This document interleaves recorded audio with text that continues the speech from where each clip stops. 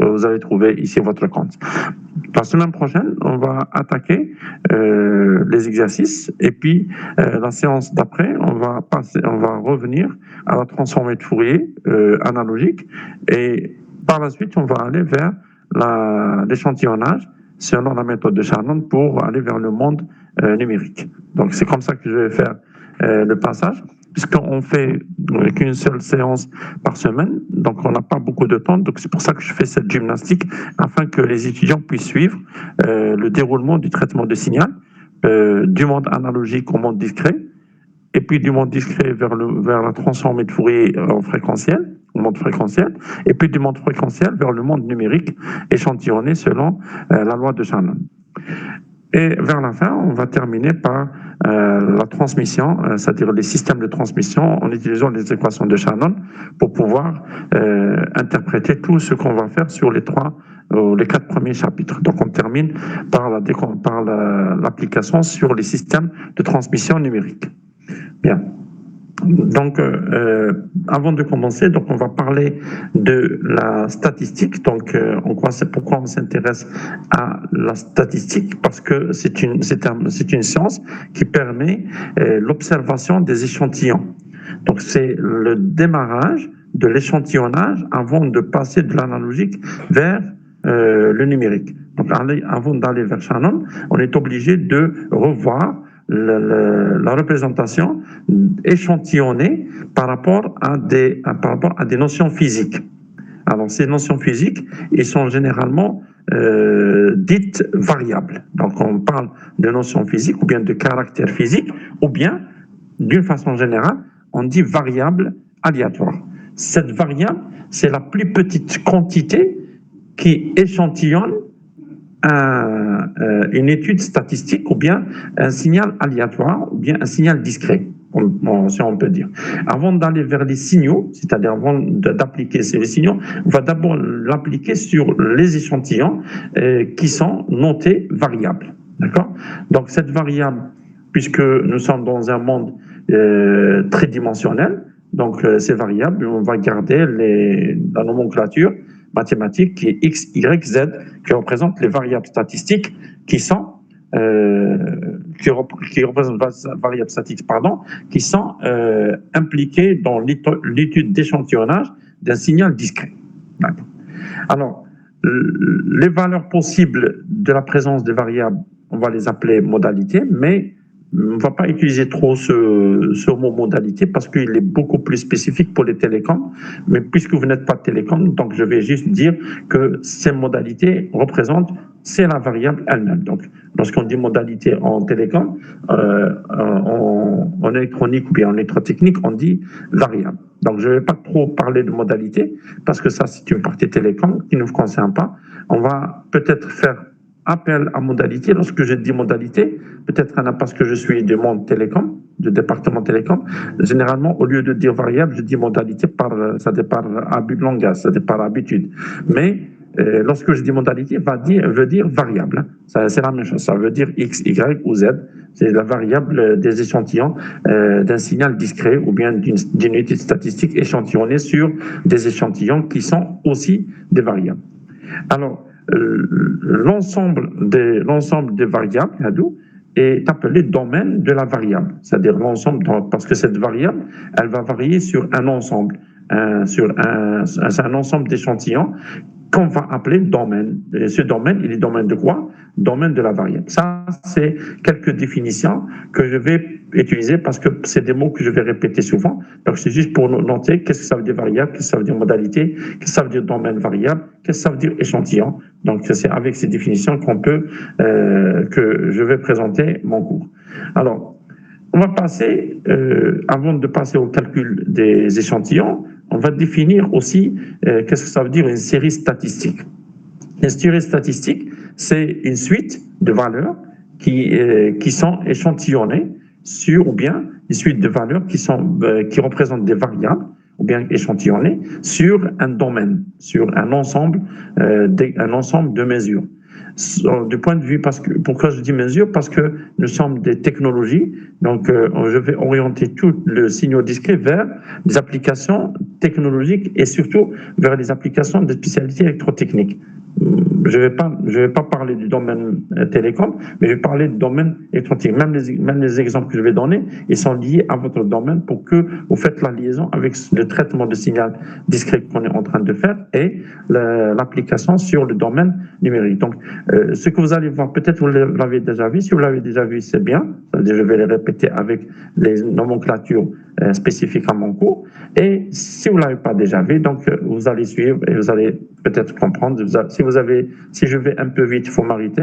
Et si vous avez des questions aussi, il faut m'arrêter au moment voulu pour ne pas encombrer vos cerveaux par des données que je vais, parce qu'il y a beaucoup d'informations qu'on va donner aujourd'hui.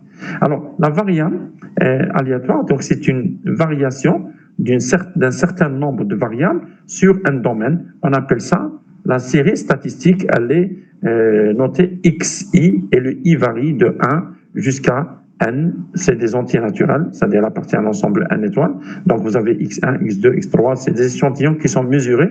Donc c'est à partir de là que l'ingénieur prend le signal discret. C'est-à-dire l'ingénieur, qu'est-ce qu'il fait? Il ramasse des informations à partir des expériences, et ces informations, il va les remplir dans un tableau, et à partir de ces informations, il va commencer l'étude statistique, ou bien l'étude aléatoire, des variables aléatoires statistiques, qu'il a rassemblées pour pouvoir échantillonner son signal.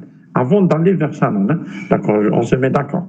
Donc, on n'est pas en train de parler de l'échantillonnage de Shannon, on est en train de parler de l'introduction à un signal discret, et comment on va aller vers la représentation graphique selon la méthode de Monte Carré en utilisant les variables aléatoires discrètes. D'accord? On dit discrètes parce qu'elles sont échantillonnées. Hein. Ce n'est pas discrète parce que c'est 0, 1. Discrètes, elles sont échantillonnées, c'est dans le domaine décimal, mais elles sont échantillonnées, c'est-à-dire échantillons 1, 2, 3, 4 jusqu'à N, qui sont notés X1, X2, X3, ou bien Y1, Y2, Y3 jusqu'à Yn, ou bien même Z1, ZE, Z3, etc. jusqu'à Zn. D'accord? Alors, exemple, juste pour représenter cette série statistique des valeurs, par exemple, des valeurs de valeur énergie perdue mesurée, notée X. Bon, à chaque fois, l'ingénieur, il mesure cette énergie perdue par effet Joule ou bien par autre chose, et il va la noter X. Et puis, il va les classer et les codifier selon une norme. Donc, il va mesurer un échantillon, il va dire que c'est une énergie perdue cruciale. Donc, il va la noter C.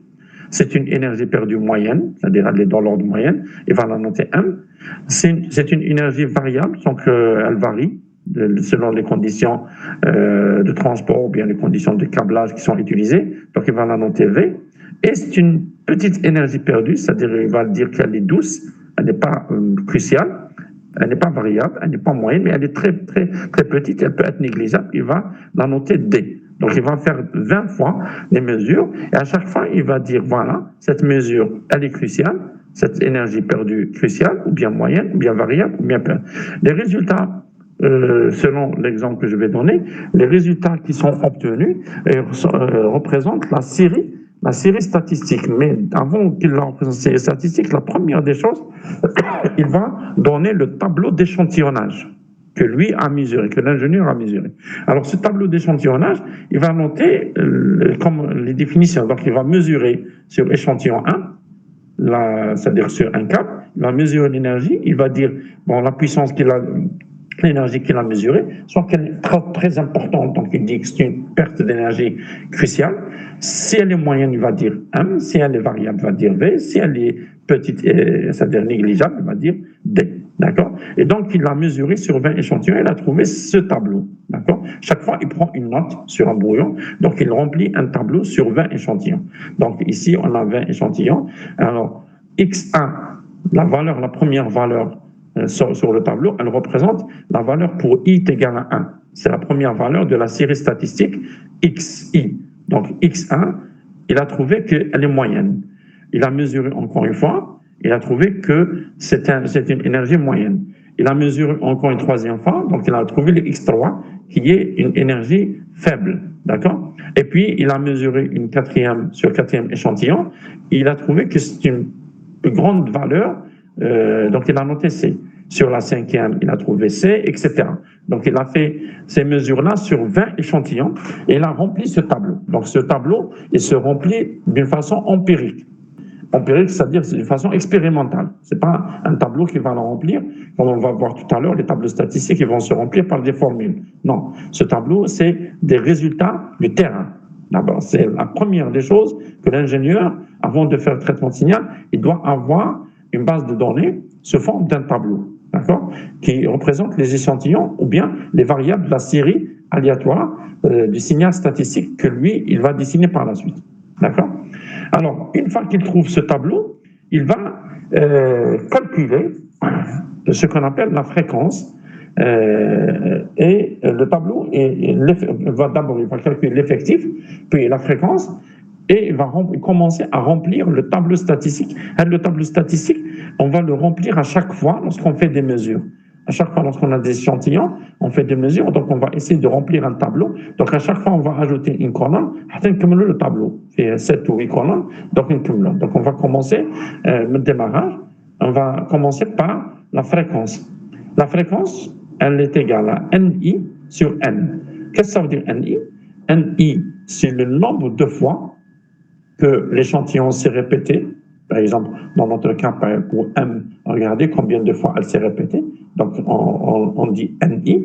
Et le N, c'est le nombre total qui est ici égal à 20, dans notre exemple. Je vais travailler sur un exemple, mais c'est parce que les statistiques, ça se discute sur un exemple, pas d'une façon générale. D'accord?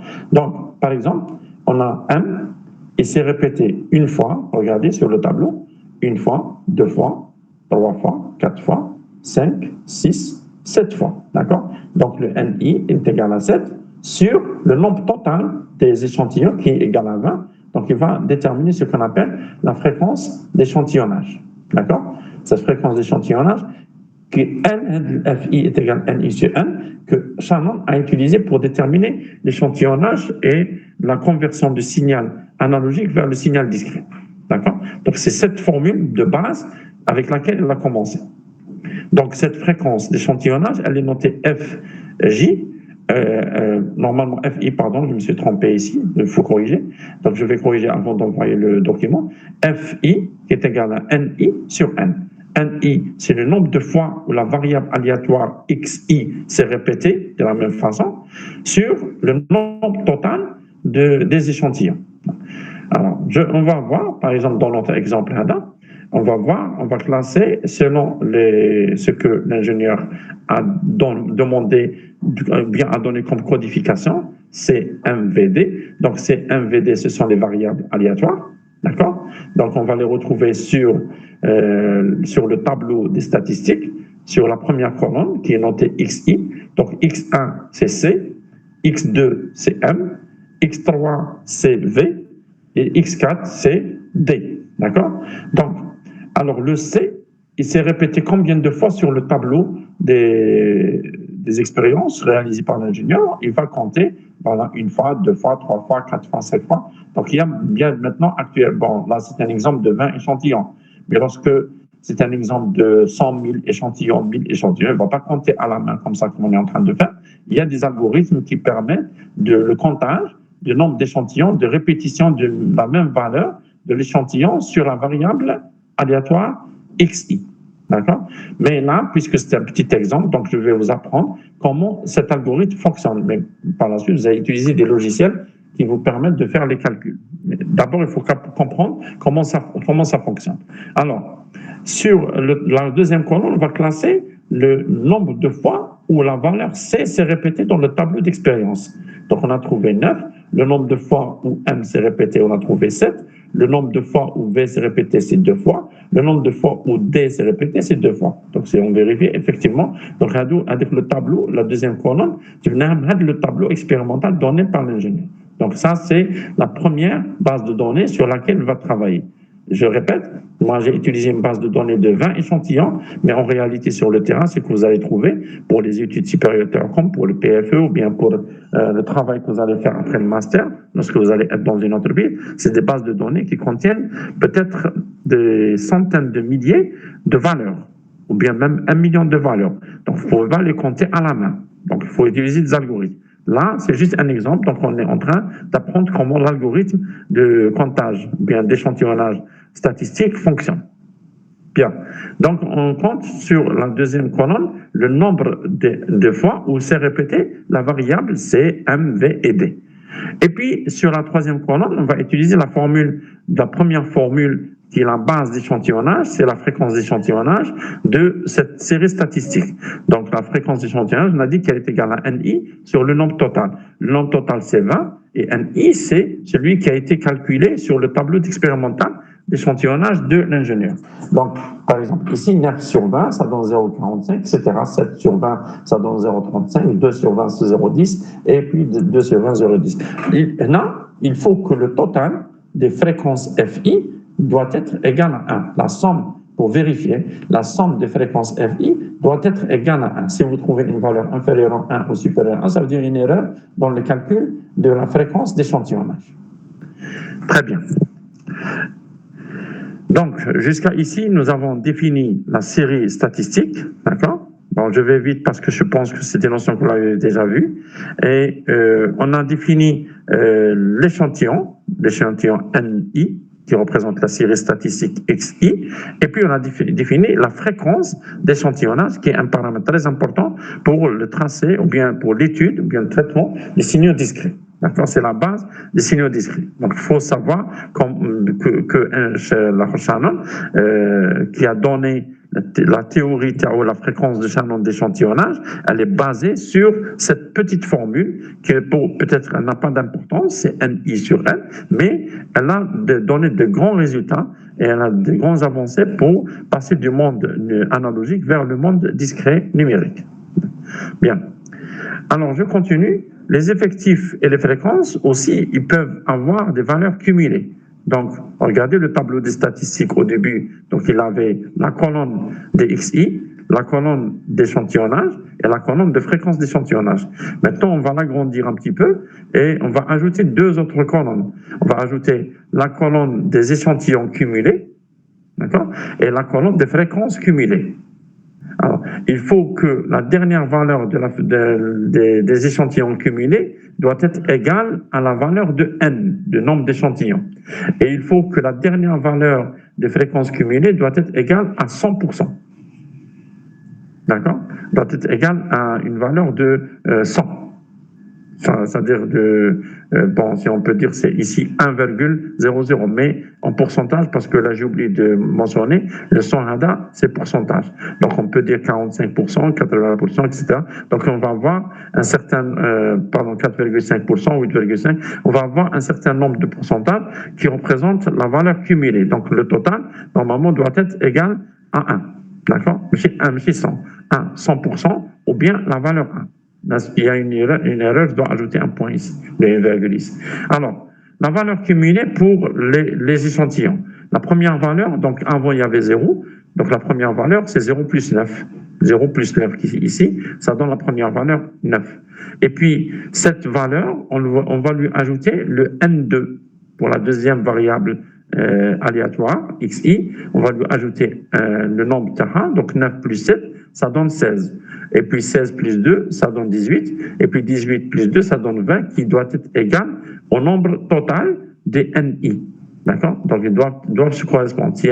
Maintenant, c'est pour vérifier que vous n'avez pas fait d'erreur dans le comptage des échantillons. Parce que le comptage des échantillons ne se fait pas des algorithmes, ou bien à la main qu'on vient de le faire, mais à la main, on risque de faire des erreurs. Donc, pour vérifier qu'on n'a pas fait d'erreur, il faut que le nombre cumulé des échantillons doit être égal au nombre total d'échantillons qui sont mis en expérience.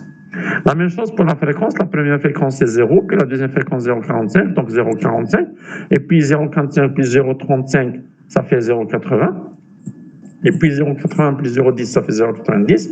Et puis 0,90 plus 0,10, ça fait 1. D'accord? Donc on doit trouver la même chose. 1, je répète, ici c'est 100% ou bien c'est 1. D'accord? Donc on doit trouver la même chose ici, 1. D'accord? Ou bien 100%. Comme le total des fréquences échantillonnées. Donc ça, c'est le premier tableau des statistiques après le tableau d'échantillonnage qui est fait par l'ingénieur, qui est la base de données sur laquelle on va travailler. Donc, cette base de données va certainement nous donner ce tableau. C'est la première base, le tableau statistique qu'on utilise pour les études des signaux discrets. Ça va jusqu'à présent? J'espère que tu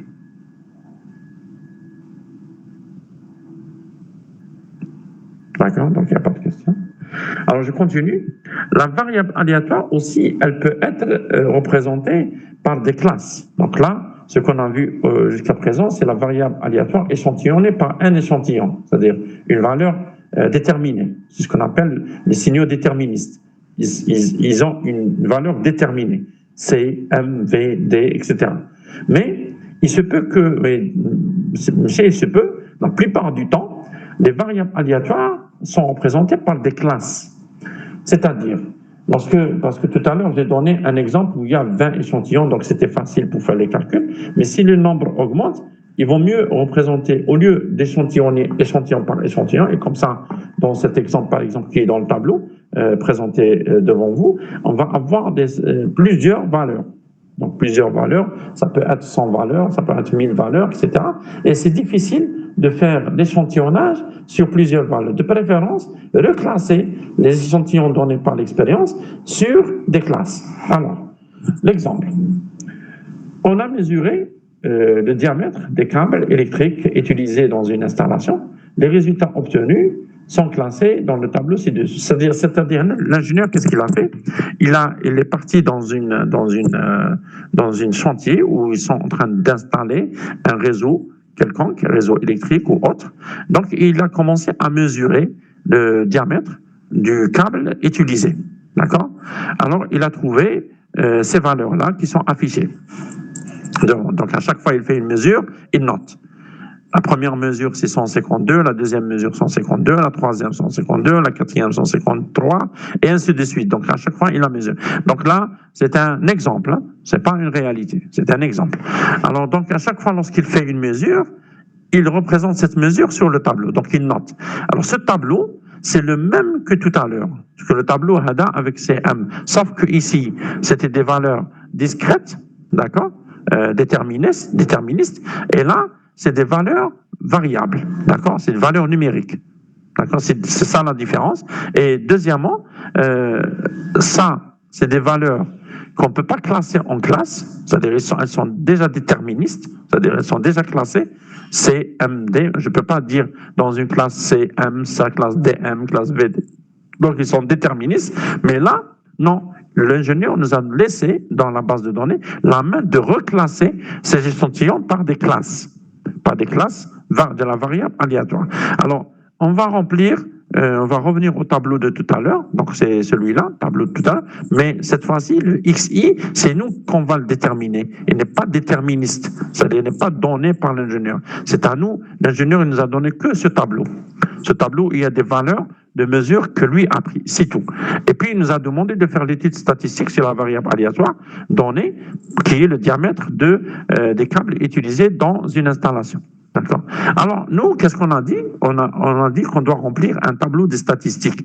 Alors, on sait, dans le tableau, il y a la colonne XI, la colonne NI, la colonne NI cumulée, la colonne fréquence échantillonnage et la colonne de fréquence cumulée. D'accord? Alors, mais la première colonne qu'on va ajouter ici, elle représente les classes. C'est-à-dire ce tableau-là, on va le classer. Donc, qu'est-ce qu'on est en train de remarquer? Qu'est-ce qu'on doit remarquer? On doit regarder dans toutes les valeurs de ce tableau pour déterminer la valeur minimale. Alors, dans notre cas, c'est 152. Bon, j'ai donné un exemple qui est facile pour pouvoir faire le cours. Hein. Mais en réalité, il faut chercher la valeur. Elle peut être au milieu, elle peut être à la fin, etc. Ça dépend des mesures qui sont prises et la date des mesures. Donc, la plus petite valeur, c'est avec laquelle on va commencer la classe, 152. Et puis, on doit choisir un diamètre. Le diamètre qu'on a choisi ici, c'est 5. Vous pouvez choisir un autre diamètre. D'accord? Vous pouvez choisir 4, vous pouvez choisir 10, vous pouvez choisir 16. Donc, vous êtes libre de choisir le diamètre. Moi, j'ai choisi le diamètre 5 pour ne pas trop agrandir le tableau. Si on choisit un diamètre 2, donc on aura plus de classes. Si on choisit un diamètre supérieur, on aura moins de classes. D'accord? Moins de classes. c'est une étude qui ne donne pas de bons résultats par rapport à la théorie de signal statistique, plutôt discret. Le minimum, c'est tant qu'on réduit la taille ou bien la longueur de la classe, ou bien le diamètre de la classe, si on peut dire, à ce moment-là, on va avoir des résultats qui se rapprochent très rapidement de valeurs réelles. Et lorsqu'on va faire la semaine prochaine, lorsqu'on va faire la méthode de moindre carré avec ces résultats-là, on va remarquer que lorsqu'on choisit un diamètre très grand, la droite de statistique, la droite d'abréviation statistique, elle ne va pas donner de bons résultats par rapport à l'expérience réalisée par l'ingénieur. C'est-à-dire ces valeurs qui sont données par la base de données. C'est-à-dire une base de données, elle va nous donner des valeurs, et puis nous, on va les classer dans des classes. Si on choisit une classe très grande, les résultats obtenus ne sont pas cohérents, ne seront jamais cohérents avec les résultats trouvés par l'expérience. Donc, il va y avoir un grand décalage. Tant qu'on réduit le diamètre, donc c'est bien. Donc là, j'ai choisi un diamètre 5, mais on peut choisir un diamètre inférieur. On peut choisir un diamètre de 1, ou la 1,5, ou la 0,5, mais sauf que vous allez avoir plusieurs lignes. Le nombre de lignes va augmenter. C'est pas grave. Mais là, j'ai fait juste 5 pour pouvoir faire le coup. Alors, je disais qu'on va choisir la plus petite valeur du tableau. Là, c'est 152. Si vous cherchez dans le tableau, vous allez trouver que 152, c'est la plus petite. D'accord? Et puis, on va augmenter à chaque fois, on va ajouter 5. Donc, 152 inclus, bien sûr, elle est inclus, regardez le crochet, 152 inclus, vous ajoutez 5, vous arrivez à 156, mais 156 qui n'appartient pas au diamètre, d'accord? N'appartient pas à la classe. 156, elle appartient à la deuxième classe, avec laquelle on va commencer la deuxième classe, avec un crochet fermé, jusqu'à 160. On ouvre le crochet. 160 jusqu'à 164, 164 jusqu'à 168, et puis 168 jusqu'à 172. D'accord? 152 inclus, 152, 153, 154, 155 et 156. D'accord? Donc, c'est un diamètre 5, mais la dernière valeur, on ne la prend pas dans la première classe, mais quand même, on va la reprendre. Si vous prenez la dernière valeur de la première classe, c'est possible. Hein? C'est possible de fermer le crochet ici, c'est-à-dire dans la première classe, à partir de 156, vous fermez le crochet. Mais la deuxième classe, elle va commencer à 157.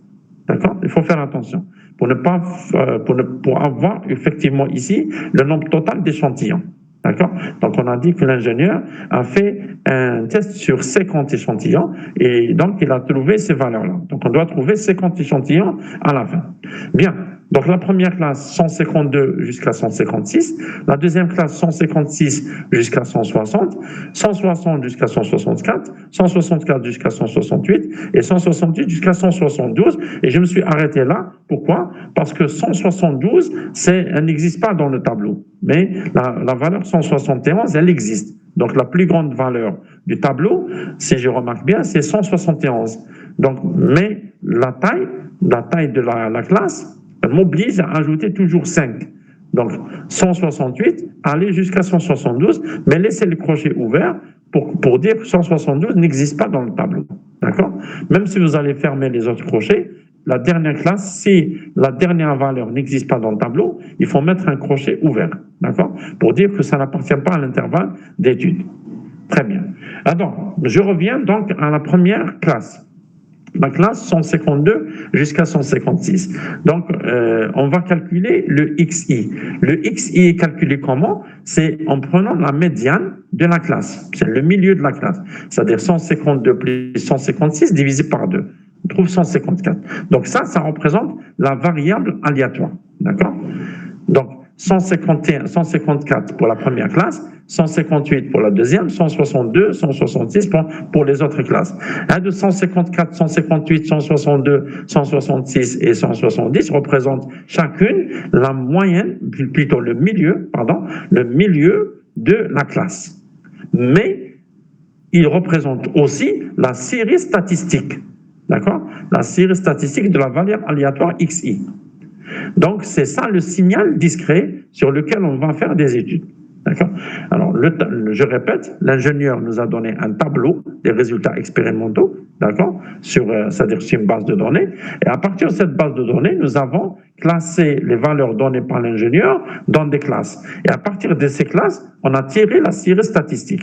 Par contre, dans l'exemple de tout à l'heure, que j'ai donné, là où il y a ces cruciales, moyennes, douces et variables, là l'ingénieur, il a fait des études, ou bien des expériences sur 20 échantillons, mais il a déterminé la série statistique. C'est lui qui l'a déterminé. Donc, il a imposé une série statistique.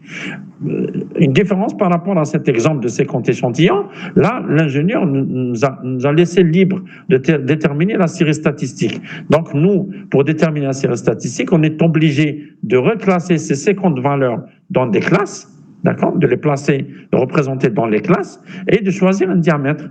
Et le diamètre, vous pouvez choisir quand vous voulez, de préférence, soit le plus petit possible. D'accord? Alors, une fois qu'on a choisi le diamètre, donc on a déterminé la classe, chaque classe, si on prend le milieu, on va trouver la valeur statistique, la variable aléatoire, ce qui va nous donner vers la fin le signal discret sur lequel on va faire des études et des traitements de signaux. D'accord? Donc, la base, c'est ça. La base, comment trouver le signal statistique discret. Les signaux discrets. Donc, ces signaux discrets, ils sont déterminés à partir d'une variable, à partir d'une série de variables aléatoires statistiques. D'accord? Ces variables aléatoires statistiques, c'est elles, qui vont nous donner le signal discret. Donc, le signal discret qu'on va voir au chapitre 3, ou plutôt au chapitre 4, c'est un signal qui est déduit à partir de variables statistiques. Donc, c'est pas noté dans le document. Est-ce que vous pouvez prendre ça comme note? D'accord? Chacun, lorsque je vais faire le chapitre 4, je vais revenir à la série statistique et vous dire qu'on a déjà dit que Shannon, avant d'échantillonner son signal et de passer du monde analogique vers le monde numérique, il a d'abord étudié la série statistique échantillonnée. Donc, il est parti à partir des résultats expérimentaux qui ont donné une base de données. Ces résultats expérimentaux ont été représentés par des classes. La moyenne le milieu de chaque classe nous a donné la variable aléatoire XI, et l'ensemble des variables aléatoires XI nous ont donné ce qu'on appelle la série statistique, et cette série statistique, c'est elle qui va nous donner le signal discret par la suite. D'accord? Alors, la même chose pour la troisième colonne ici, qui représente le nombre de fois où la variable aléatoire qui appartient à cet intervalle s'est répétée dans le tableau. Donc, le tableau, par exemple, va prendre la première variable, 154, qui appartient à l'intervalle 152-156. Donc, on va voir sur le tableau combien de fois ils sont répétés les valeurs qui appartiennent à l'intervalle 152 jusqu'à 156. Donc, si on va compter dans le tableau, regardez, je vais faire pour la première, mais c'est la même chose pour les autres. Par exemple, 152, il y a une fois, deux fois, trois fois. 153 appartient à l'intervalle 4 fois donc, 5 fois, 6, 7, 8, 9 et 10 fois. D'accord? Et puis il y a 156, il n'y a plus 153, 154, 155 par la suite. Donc il y a 10 fois. Lorsqu'on compte, on va trouver le nombre de fois 10. D'accord? Donc le nombre de fois où la variable aléatoire XI représentée par 154, qui est le milieu de la classe aléatoire 152 à 156, des échantillons donnés par l'expérience, a donné 10 fois. La même chose pour la deuxième classe, c'est 12 fois, c'est-à-dire il est revenu ici, il a compté. La troisième classe, il a trouvé 11 fois, la quatrième 7 fois, et puis la dernière 10 fois. Pour vérifier, il faut que la somme des valeurs MI doit être égale au nombre total d'échantillons qui est de 50. Si on compte ici, on va trouver 50. Donc, vous avez 1, 2, 3, 4, 5, et puis vous avez 10 lignes. Donc, 5 fois 10, ça fait 50 valeurs. Donc, on a 50 valeurs. Ici, on a trouvé, si on fait le total ici, 10 plus 12 plus 11 plus 7 plus 10, on doit trouver 50. D'accord? On doit trouver 50. Bien. Et puis, la valeur cumulée, troisième colonne, la valeur cumulée de ces valeurs, de ces échantillons. Donc, la première valeur, on a dit que c'est 0 plus la valeur donnée par N1, qui est égale à 10. La deuxième valeur, c'est 10 plus 12, ça fait 22. 22 plus 11, ça fait 33. 33 plus, ça fait 40. Et 40 plus 10, ça fait 50. Il faut que cette valeur soit équivalente à cette valeur parce qu'on assume le résultat de la compte. Sinon, il y a une erreur dans les calculs. Bon, là, c'est un tableau serré, c'est normal, mais dans la réalité, les tableaux que vous allez étudier des bases de données contiennent des valeurs ou bien des valeurs expérimentales qui dépassent le nombre de séquences. Hein. Ça peut être 100 000, ça peut être 1000, ça peut être 10 000, ça peut être 1 million de valeurs. Pardon. La même chose, on va calculer la fréquence d'échantillonnage, qui est un paramètre très important dans les signaux discrets, qui est NI, de la valeur qui est trouvée ici, divisé par le nombre total des échantillons. Donc, vous avez 10 divisé par 50, ça fait 0,20. 22 divisé par 50, ça fait 0,24, etc. Le total des FI doit être égal à 1. S'il est inférieur ou supérieur à 1, ça veut dire qu'il y a une erreur dans les calculs des fréquences ou bien dans les calculs d'échantillonnage, d'accord? Dans les NI ou bien même dans les XI. Donc, il faut revoir votre tableau statistique. Les valeurs XI et NI et FI, elles sont très importantes. Pourquoi? Parce qu'avec ces valeurs-là, on va calculer la moyenne, la variance, la covariance, qui sont des paramètres très importants dans les méthodes de moindre carré, des traitements des signaux discrets. C'est pour ça que je répète ça, même si vous l'avez fait, je m'en fous, je le répète, parce que je ne sais pas ce que vous avez fait en licence, mais quand même, je suis en train de rappeler ça dans ce cours d'aujourd'hui pour que lorsque je fais la méthode de moindre carré, vous allez pouvoir me suivre. Bien.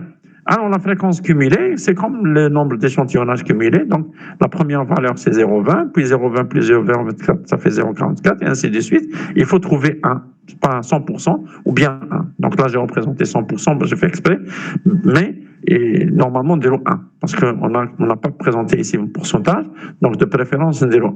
Mais même si vous mettez 100%, c'est juste, d'accord? La dernière valeur doit correspondre à 100% des valeurs, c'est-à-dire à la valeur 1 de la valeur de la probabilité d'existence des échantillons. Ça va? Bien, donc je vais continuer.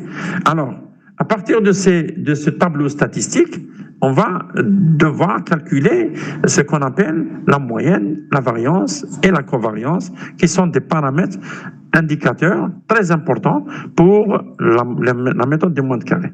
D'abord, cette valeur statistique importante, ce qui est la moyenne, est calculée par la formule. La moyenne, elle est notée par x bar, qui est donnée 1 sur n, la somme de i variant de 1 jusqu'à n, de ni xi. C'est-à-dire, on va revenir dans ce tableau et on va ajouter une autre colonne ici qu'on va nommer, ça c'est la méthode de travail, on va faire ça en TD la prochaine fois, on va ajouter ici une colonne qu'on va la nommer NI fois XI. NI fois XI, c'est-à-dire c'est cette colonne multipliée par cette colonne. La colonne XI multipliée par la colonne NI. C'est-à-dire, par exemple, la première valeur, 154 fois 10, ça fait 1540. Et puis 158 fois 12, et puis 162 fois 11, et puis à chaque fois, on va remplir. Et qu'est-ce qu'on fait par la suite lorsqu'on représente NI fois XI? On va calculer la somme, le total, c'est-à-dire la première valeur, plus la deuxième, plus la troisième, plus la quatrième, plus la cinquième, etc., jusqu'à la dernière valeur, et on va trouver une valeur, d'accord, qui représente le total des NI fois XI. Une fois que vous avez trouvé le total de NI fois XI, vous le divisez par le nombre total d'échantillons, qui dans notre cas égal à 50, et vous trouvez la valeur moyenne. Voilà. C'est-à-dire à partir du tableau statistique, premièrement, le tableau statistique, je répète, on a commencé par 3 colonnes, qui sont XI, NI, FI, et puis on a ajouté 2 autres colonnes qui sont la valeur cumulée, la colonne valeur cumulée et des échantillons et des fréquences, 2 colonnes. Et puis, on a ajouté une colonne qui représente les classes, d'accord? Et puis maintenant, pour calculer le XI, on va ajouter une autre colonne. Donc, finalement, on va se retrouver avec 1, 2, 3, 4, 5, 6, 7 colonnes qui est jusqu'au calcul de la moyenne des échantillons mesurés par l'expérience. Cette dernière colonne qu'on va ajouter, que je n'ai pas représentée ici, on va la faire en TD, elle représente la valeur NI fois XI. Ça, c'est pour faciliter les calculs, pour trouver directement la valeur de la moyenne, au lieu de faire les calculs N1 fois X1 plus N1 fois N2 fois X2 plus N3 fois X3, etc. On va le faire directement sur le tableau et on va trouver la valeur. La même chose, Ça, c'est pour la moyenne. La même chose pour la variance, ou bien ce qu'on appelle l'écart quadratique. L'écart quadratique, il est très, très important dans les études des traitements de signaux discrets. D'accord?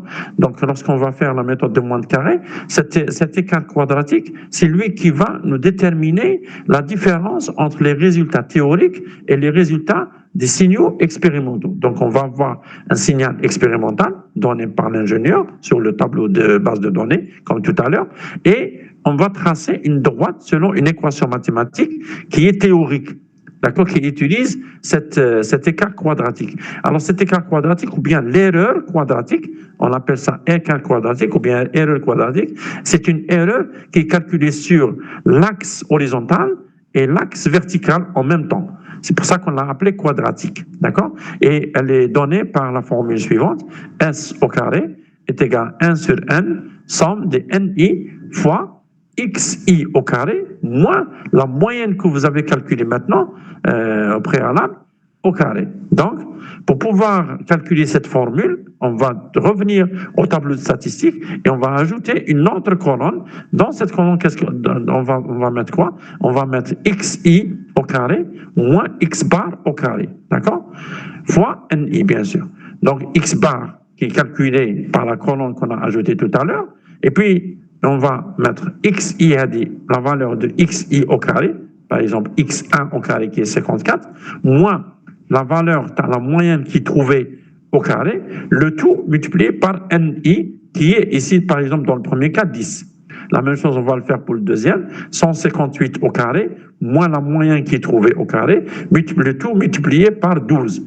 Et ainsi de suite. Donc, on va trouver ici des valeurs dans cette colonne. Donc, finalement, le tableau statistique Haikun fait la colonne classe, la colonne XI, la colonne petit ni, la colonne cumulée ni, la colonne de fréquence d'échantillonnage FI, la colonne de fréquence cumulée, la colonne NI fois XI, et puis la colonne NI fois XI au carré moins X bar au carré, qui détermine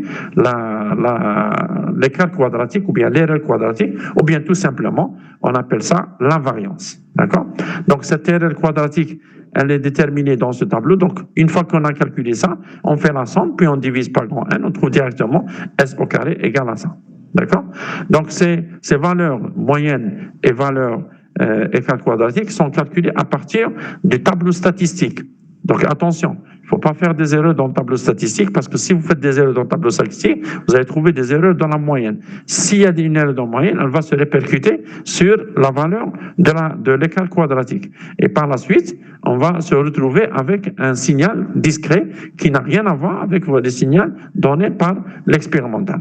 Donc, le traitement du signal expérimental, une fois le comparer, une fois le projeter sur la courbe ou bien la droite des moindres carrés, la droite d'agrégation des moindres carrés, on va trouver qu'il y a un grand écart entre les deux parce qu'il y a une erreur dans les calculs. S'il n'y a pas d'erreur dans les calculs, c'est normal, donc on ne va pas trouver d'erreur quadratique énorme. Donc, la droite, elle va essayer de passer par tous les points ou bien elle va se rapprocher au maximum par les points de l'expérience et on aura un bon résultat pour le traitement des signaux par la suite, pour le nuage des points. Bien. Alors, ce qu'on a vu jusqu'à présent, c'est des variables aléatoires à une seule variable qui est xi, d'accord? Alors, mais généralement, dans les études statistiques, on a des échantillons pour deux variables. Parce que j'ai dit au début du cours, donc il se peut qu'il y ait des variables x les variables y, les variables z. On est dans un monde à 3 dimensions. Donc, on peut trouver même une troisième variable. D'accord? Alors, dans le cas où on a deux variables, on va calculer un paramètre qui est aussi important dans le calcul des équations d'agrégation ou bien de Fitt de moins de carré, dans l'étude statistique, traitement de signal des signaux discrets, ce qu'on appelle la covariance. La covariance, c'est une variance entre deux variables aléatoires, xi et yi. Donc, cette variance aléatoire, donc pour pouvoir calculer cette covariance, il faut refaire tout le tableau statistique pour la deuxième valeur aléatoire, yi, de la même façon. Donc, la classe, les yi, les ni de y, les grands ni de y, les fi de y, les grands fi de y, les ni fois yi, les ni fois yi au carré moins y bar. Donc, et puis par la suite, Une fois que vous avez trouvé ce tableau, on va créer un autre tableau dans lequel on va calculer ce produit qui apparaît ici dans la somme, dans le sigma, à l'intérieur de la somme, qui est NI fois XI moins X bar, multiplié par YI moins Y bar. D'accord? Donc la valeur XI moins X bar, on va la tirer à partir du tableau statistique de XI, c'est-à-dire qu'on a déjà calculé ici, et puis la variable YI moins Y bar, on va la tirer à partir du deuxième tableau qui est le même que celui de XI, qui calcule de la même façon, je ne l'ai pas répété ici pour ne pas alourdir le coût, et on va créer une colonne dans laquelle on va calculer le produit. On fait la somme totale de ces produits, on divise par le nombre total d'échantillons, qui est 50, par exemple dans notre cas, on va trouver ce qu'on appelle la covariance. Alors cette covariance, elle est très importante dans le calcul des moindres carrés de l'équation de moindre carré. L'équation de moindre carré, je vais donner des indications et par la séance prochaine, on va la détailler un petit peu avec des exemples. Donc la méthode de moindre carré, c'est Y est égal à AX plus B. D'accord? C'est une droite. Donc, droite, mathématiquement, elle a ce modèle mathématique qui va la représenter. Y est égal à X plus B. Donc, Y, c'est la variable aléatoire Y, ou X, c'est la variable aléatoire X. D'accord? On est dans un monde bivariable, c'est-à-dire dans lequel on a deux variables, c'est-à-dire à deux dimensions. Mais le Z parce que mazal. Mais déjà à deux dimensions, on peut faire l'étude statistique sur un signal discret tracé sur un repère orthonormé X ou X, bien X ou Y, pardon, ou la Y ou X, ça dépend question, mais c'est un repère orthonormé, c'est un plan à deux dimensions. Deux dimensions, ça veut dire deux variables qui sont Y et X. Donc, lorsqu'on trace une droite sur un plan à deux dimensions, la formule mathématique, c'est Y est égal à X plus B. La méthode de moindre carré va nous permettre de calculer A et de calculer B. Le A, il est calculé par la variance et la moyenne et la covariance qu'on a déterminées maintenant, c'est-à-dire avec ces formules-là. Mais pour pouvoir calculer la variance, la covariance, vous êtes obligé d'aller vers le tableau statistique et vous êtes obligé d'aller vers la base de données qui est donnée par l'ingénieur. Donc, au final, l'ingénieur, il va nous donner une table de variables XI qui sont échantillonnés, éparpillés sur un tableau selon une expérience bien déterminée. Il va nous donner une deuxième valeur mesurée sur l'axe Y, parce que le nuage de points échantillonnés, il est placé sur un repère orthonormé. La base, bien l'axe des X et l'abscisse, c'est X, l'axe des ordonnées, c'est Y. Donc l'axe des abscisses, il représente la variable aléatoire X, l'axe des ordonnées, il représente la variable aléatoire Y. Et puis, une fois qu'on a les tableaux d'échantillons selon les valeurs X et Y des nuages de points, à ce moment-là, on peut tracer le tableau ou bien remplir le tableau statistique de la valeur aléatoire XI et le tableau statistique de la valeur aléatoire YI. Une fois qu'on a les deux tableaux, on peut calculer ce qu'on appelle la covariance des deux valeurs aléatoires X et Y. Une fois qu'on a la covariance des deux valeurs aléatoires X et Y, on peut calculer les coefficients de la formule de la droite d'ajustement de moindre carré, qui est Y est égal à X plus B. Donc, on peut calculer A qui est en fonction de la covariance et de la variance de XY, et puis on va calculer B qui est en fonction aussi de la variance et de la covariance et de la moyenne aussi de la variable X et de la variable Y. Une fois qu'on a trouvé A et B, ça veut dire qu'on a trouvé l'équation de la droite. Donc, l'équation de la droite, on peut la tracer sur un repère. Une fois qu'on a tracé sur un repère, on peut représenter une nuage de points expérimental donné par l'expérience et voir le traitement de signal le nuage de points donné par l'expérience par rapport à la droite statistique. Tout ce travail qu'on est en train de faire, peut-être que vous l'avez déjà vu, peut-être autrement, peut-être de la même façon, je ne sais pas, parce que je ne sais pas ce que vous avez fait comme étude en licence, je n'ai pas vu le programme détaillé, mais si vous l'avez fait, c'est bien, si vous ne l'avez pas fait, on va faire des exercices là-dessus pour mieux comprendre et pour tracer cette droite et pour voir c'est-à-dire l'objectif de tout ce qu'on est en train de faire, c'est d'aller vers l'équation de Shannon et surtout d'aller vers cette formule, cette petite formule qui donne FI est égal à NI sur N, qui représente la fréquence d'échantillonnage que Shannon a utilisé pour laquelle il a pu déterminer à quelle fréquence on doit décomposer un signal analogique pour qu'il devienne discret. Donc, c'est donc dans la série de Fourier, décomposition série de Fourier d'un signal analogique périodique. Et puis maintenant, on a fait ce qu'on appelle une décomposition statistique d'un signal discret avec ses valeurs, avec ses tableaux statistiques et la moyenne, la variance, la covariance. On va tracer avec la méthode de moins de carré la droite d'ajustement linéaire x en y ou bien y en x selon les tableaux statistiques. Et puis, on va aller vers la transformée de Fourier pour aller du monde temporel vers le monde fréquentiel. Et puis, on va aller vers le monde discret, c'est-à-dire pour aller du monde fréquentiel vers le monde numérique 0 et 1. Voilà. C'est-à-dire tout ça est lié à ce qu'on va faire par la suite. Donc, je vous ai donné la dernière séance qu'on a fait ensemble, un aperçu sur la représentation de la décomposition en série de Fourier. Aujourd'hui, je vous ai donné un aperçu sur le monde des signaux discrets, comment on a pu obtenir ce signal discret. On va aller vers le monde carré, et puis le monde hertzien et le monde discret. Et on termine, bien sûr, avec la chaîne de transmission numérique, avec toutes les équations de Shannon. Voilà.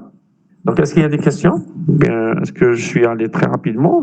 Parce que je pense que vous avez déjà vu ça, c'est pour ça que je suis allé un peu rapidement. Mais si vous avez des questions, je suis là pour vous répondre.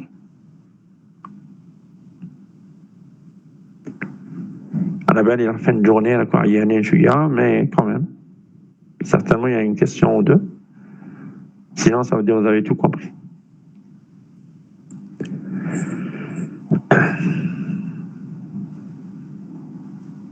Très bien. Donc, si vous avez tout compris, donc, bon, la séance prochaine, ça va être certainement dimanche. On va essayer de la faire un peu plus tôt, c'est-à-dire à 19h30 ou bien 19h. Et on va faire des exercices sur la décomposition en série de Fourier. On va corriger les exercices que je vous ai donnés, puis on va rajouter d'autres exercices. Et on va faire des exercices sur l'échantillonnage des signaux discrets par la méthode statistique. Et l'autre semaine, on va reprendre le cours. Donc, la semaine prochaine, ça va être une séance de travaux dirigés, de TD. Donc, s'il vous plaît, essayez d'informer vos camarades pour qu'ils assistent, parce que c'est des exercices d'application pour connaître la méthode avec laquelle je travaille, pour pouvoir répondre par la suite aux questions de l'examen, ou bien pour comprendre ce qu'on est en train de faire dans le cours aussi. Ça va? Très bien. Donc, moi, j'arrête ici aujourd'hui. Donc, on se retrouve la semaine prochaine, Inch'Allah.